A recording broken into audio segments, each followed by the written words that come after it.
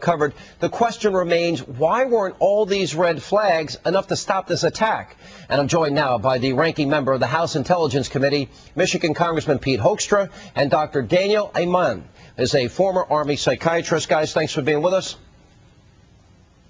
Thanks, Sean. Thanks for having us. Congressman, let me start with you. You say the administration is in possession of critical information related to the attack, and that they are refusing to release to Congress and the American people. What do you want from the White House? Well, I want full transparency from this White House as to what information that they had. This accusation came because last week, Friday, I asked the Director of National Intelligence for a full briefing because we were starting to hear some of the information that you just sourced. And I said, hey, come and brief us. Come brief us Friday. Come brief us Saturday. And on Saturday morning, the Director of National Intelligence said, Congressman, we're going to be unable to brief you. You're going to have to wait till Tuesday of next week.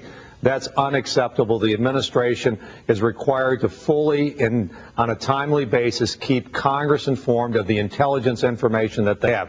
They've now started to share that information, but it's about 3 or 4 days too late. And when they withhold information, you always start asking questions. That's what raises red flags as to what do they know that they don't want us to know.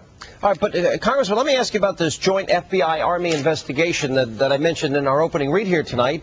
Apparently, they've known about this for over a year. There are people saying that he taunted colleagues by saying, I'm a Muslim first and an American second. And the president and the Army and the FBI are saying that we should not call this a terrorist attack. Do you agree with that assessment?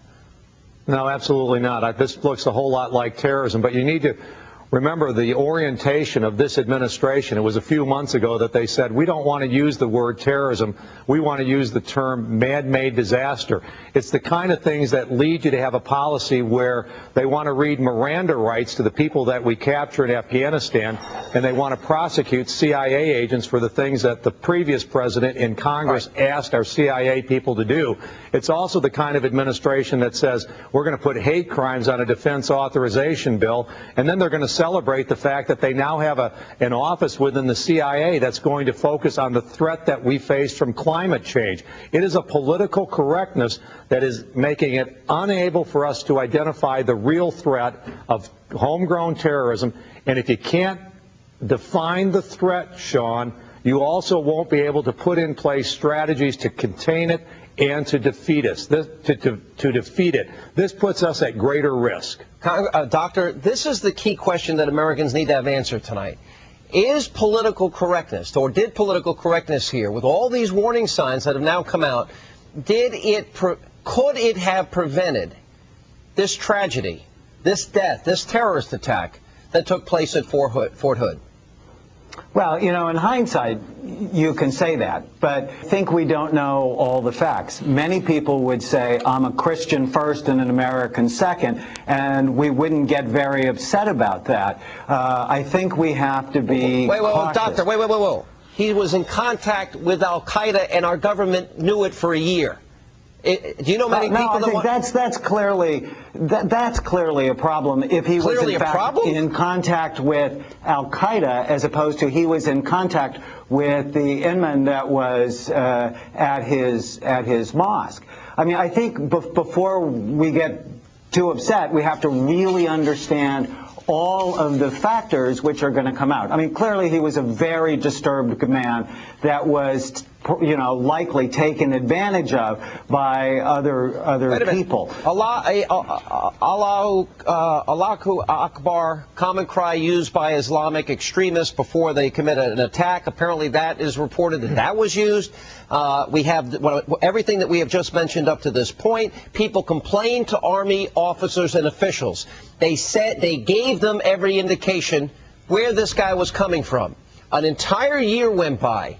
Well, you seem to be almost making rationalizations for the fact that this was not thoroughly and completely and utterly investigated, because had it been, they probably would have confirmed he was an extremist.